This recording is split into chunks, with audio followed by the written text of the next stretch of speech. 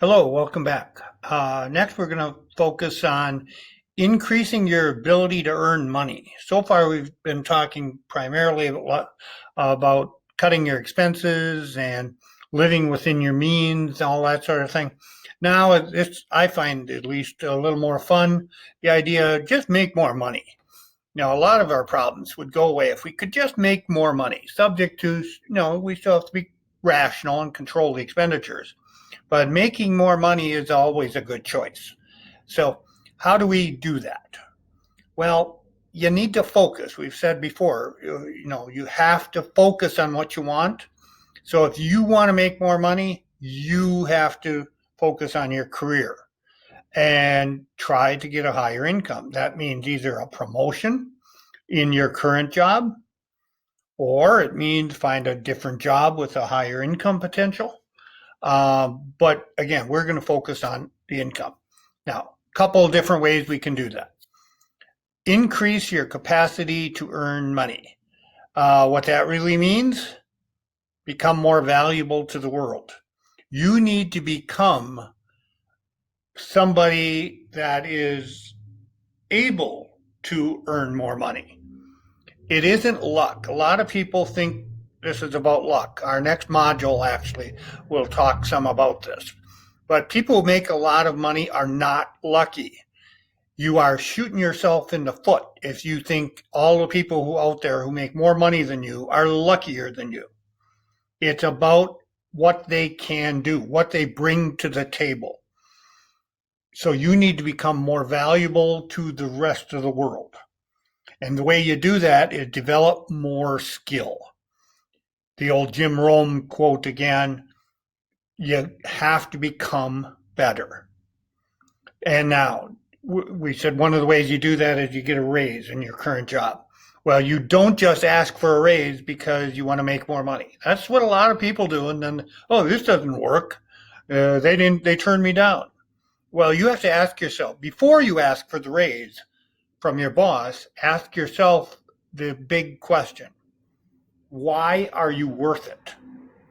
They're not in business to make you happy. They're not in business to make your life better. Get that out of your head. They are in business to make money, and they are in business to make a profit. This sounds a little harsh, but they don't really care about you. I'm sorry.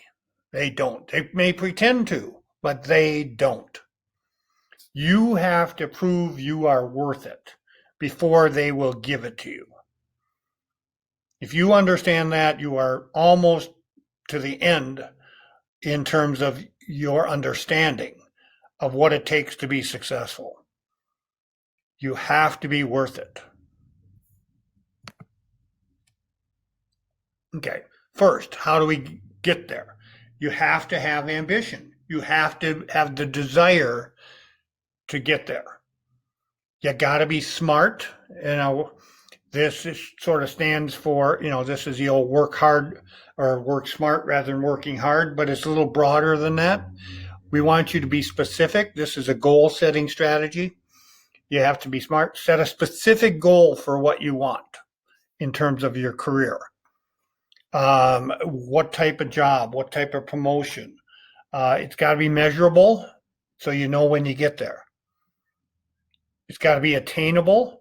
And anybody who's had me for any goal setting knows I've sort of changed this to action oriented. It's got to have some action steps, concrete things that you are going to be able to do to accomplish your goal. It's got to be realistic. If you're working in the mailroom, you're not going to be the CEO in a month. So what is the next logical step in your career path?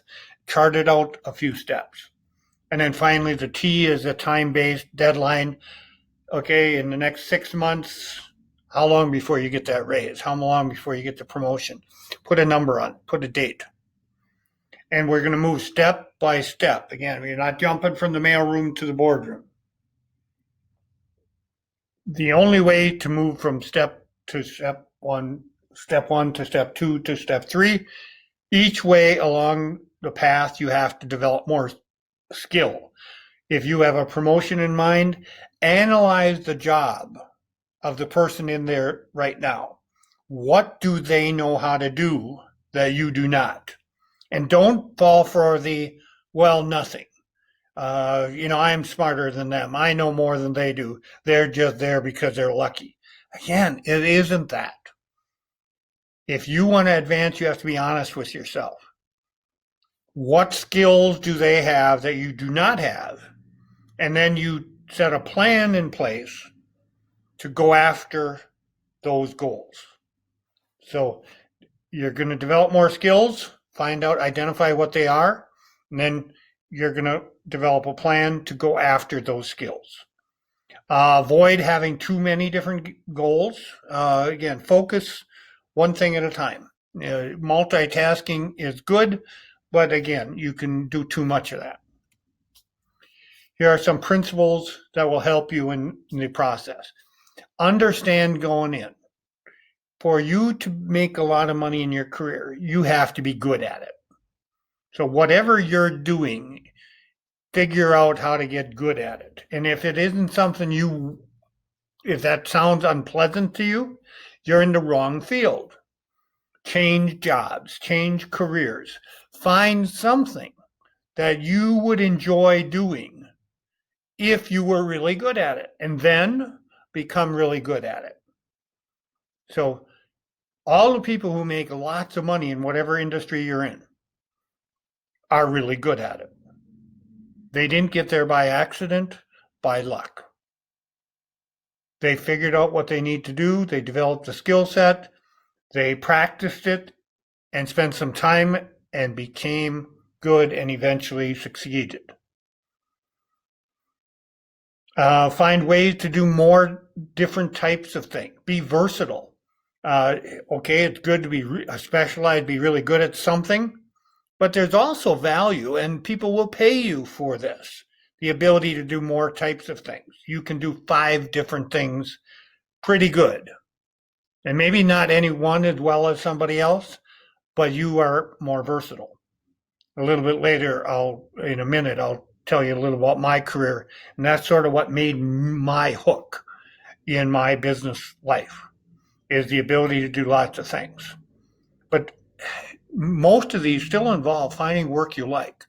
Early in my career, I was in insurance sales, financial services. As much as those are great, and that is somebody's dream job, for me, it didn't turn me on much. I thought it did early on, but as I got into it, I discovered I didn't like it. I took the leap of faith and did something different, shocked the world, and gave up my really good position, making quite a bit of money, and just said, I don't want to do it anymore. I'm going back to be a poor college student, go after my PhD, and live in an apartment, and I'm just going to do it because I don't want to do this the next 40 years. And then I did it, and for me, it turned out great. You maybe have to do that as well. But maybe you're already in that. You just aren't making enough money. So we got something for both situations. You want to concentrate on your work. When at work, work. Don't waste time. Be good at time management. A lot of people waste so much time at work. They view it as social. I get some of that, but when you're at work, you need to be working. I pretty regularly, I'm sure, offended some of my coworkers at the university. I would announce to my students and pretty much everybody else that I have a closed door policy. A lot of management theory says you should have an open door policy. Well, I've always had a closed door policy because when I'm at work, I want to do work. And if that door is open, every single person who walks by and makes eye contact thinks they have to talk to me. I must have a friendly face. I don't know what it is. But everybody wants to ask me about who won the football game. And did you see who won American Idol last night? What do you think about this? What about this? And, oh, I don't care. I'm sorry. I really don't care about who won American Idol last night. I am here working. Because by working very focused, I can get more done than almost everybody else. And if I can get more done at work, than everybody else. When I'm at home, I can spend time with my wife and the kids and the dog and the horses in our case. And I can spend time on things that you would think I wouldn't have time to do. But I'm really efficient when at work. When at work, work. Don't socialize unless it helps your career. Socialize with the boss. If the boss walks by, say hi. But your coworkers, sorry, no. This sounds harsh, but you only have 24 hours. You can choose to hang out with the people at work, or you can choose to hang out with your family. It's hard to do both. People say you can have it all. I haven't seen that. It doesn't seem to work as well as people think. And then you're going to persist until you win. You're going to keep working at it, following a plan. And it's called and you probably run across this somewhere in your career. Plan, do, check, adjust. Make a plan for what you want, do it, implement the plan, see how it's going in 6 months. Did you get the job? Did you get the promotion? Did you get the raise? If not, you don't give up, but you adjust and change your plan. Do something else. If you continue that process, eventually you will win. Eventually you will succeed. And when you do, more money will follow. You have to do the work, do more early to get paid later. Most people have it backwards. They want to be paid now. And if they're paid now, they'll do more work. Unfortunately, it works the other way. Got to do more now. Be worth more than you're getting paid. And then eventually they will pay you. And if they won't, somebody else will. And you'll go somewhere else and they'll pay you big bucks.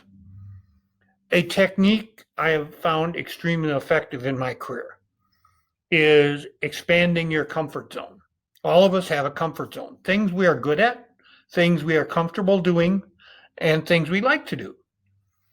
Anything outside of there is uncomfortable and we avoid it.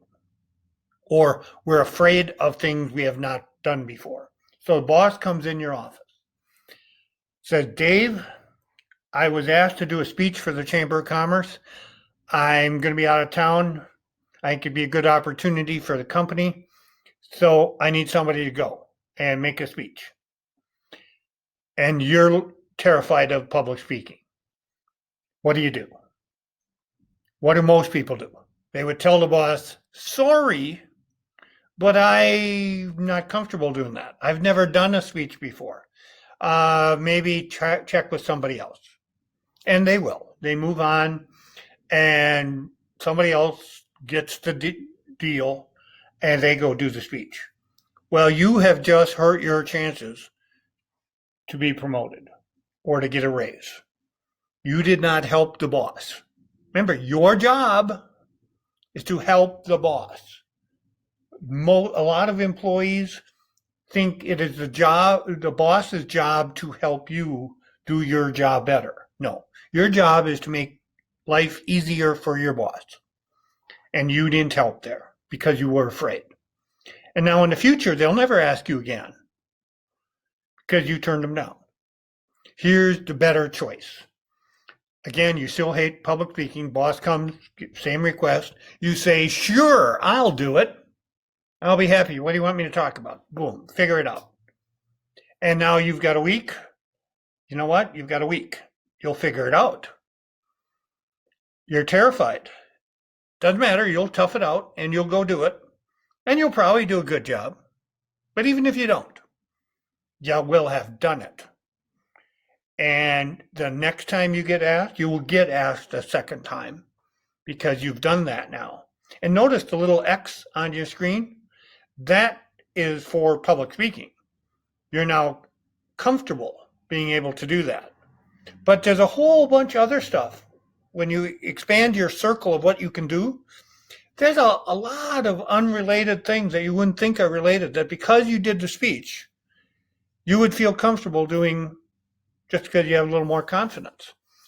Maybe you'd be comfortable getting up in front of your coworkers and doing a little pep talk at the sales meeting. all because you did that public speech. So each time you do something you are uncomfortable with before, and then you finally figure out how to become competent and eventually master it and maybe even learn to like it. That's a big accomplishment. Your circle of ability gets bigger. Then if you continually do this, whatever they ask you to do, say, you betcha, I can do it. And it kind of, we're doing a little fake it till you make it. By doing that, you'll get exposed much faster in your career to lots of different things, and it'll move you ahead so much faster than the standard strategy of, well, I need more time. No, you don't have more time. Get it done now. Some other principles. Continuing education, you're never done. You need to, whatever your career is, figure out what skills you need, figure out the skills that you have, get better at what you know how to do, learn new things, and build a continuing education program for yourself on what you need to get ahead. That's not to be left randomly to chance. Figure out what you need and then go get it. And essentially, if you want to make more money, you have to learn to serve more people.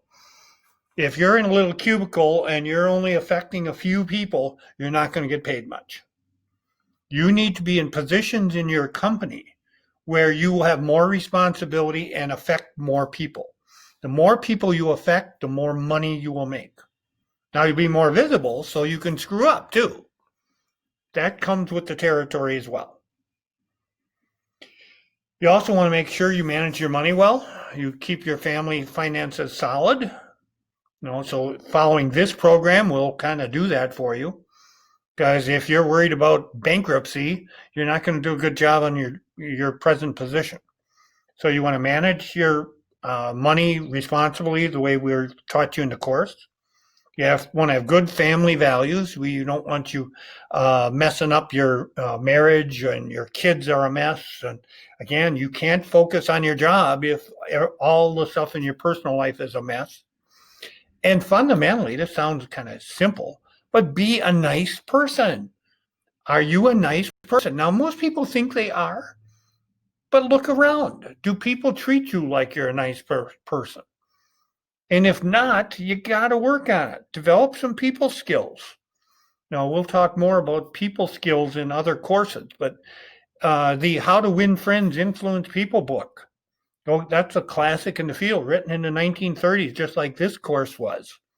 Well, later, that's in one of my programs, we have that as a package.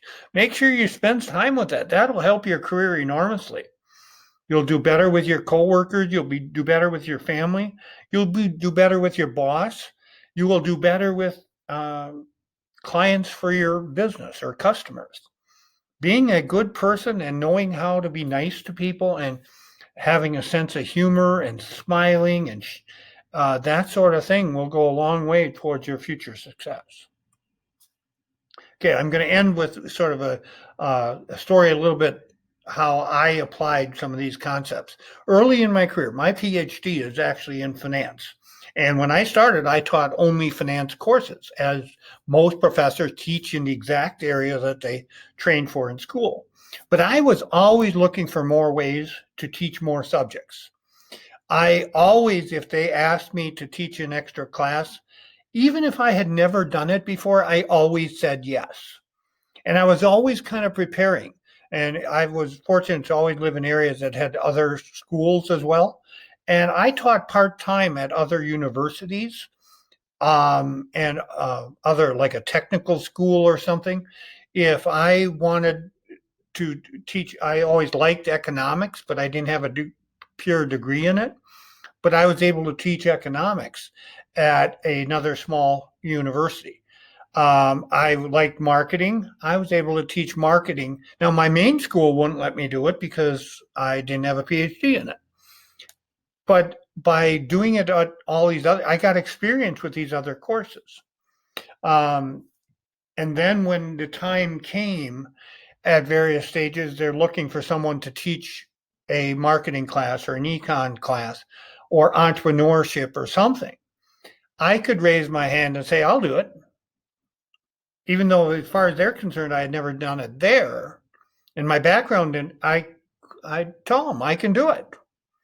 Then they'd give me a chance and I would do it and I would do a great job. And suddenly now, remember, my little circle of influence has now increased and I can teach another subject. And then I started a real estate business on the side. Didn't know how to do real estate, didn't take any real estate courses in school. And suddenly, though, I own a bunch of real estate. I'm a real estate guru. I bought, how'd I learn? I bought property, took action. I went to seminars, read every book. And then an emergency came up at my university to teach a real estate class because someone had a heart attack. They asked me to teach because I was well known for owning real estate. And they asked me and I said, sure. I did a good job. That pyramided, and then I got to continue to do that. Even after the guy came back, they let me teach real estate because I did well with that. Eventually, I was hired by the largest university system in California to come in and create the entire real estate program for the university, even though I never had a real estate class. But I had developed a skill set and from practice. And I did really well at that. And pretty soon, a major publisher asked me to write a textbook on real estate that could be used at the university level. And before long, I did that. And pretty soon, if you wanted to be a real estate agent in California over a couple of 3-4 year period, there's a pretty good chance you used my textbook. And the punchline to the whole thing, I've never had a real estate class of any kind.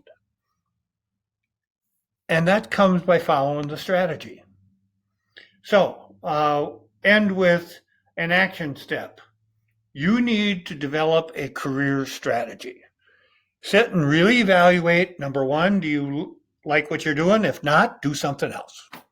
You will do better at something else than a career you hate, even if you're currently making pretty good money at it. Give some thought to switching. I did it. I know other people who've done it. You need to be happy. Now find something that'll pay you lots of money and you'll still enjoy. You'll enjoy mastering it. You'll enjoy being good at it. But if you're already in something, you enjoy it, you're just not being properly paid for it. Again, I've given you in this module a whole bunch of ideas on how to do it. It all boils down to getting the skills to do a better job. To be the solution for your boss, not the boss's problem.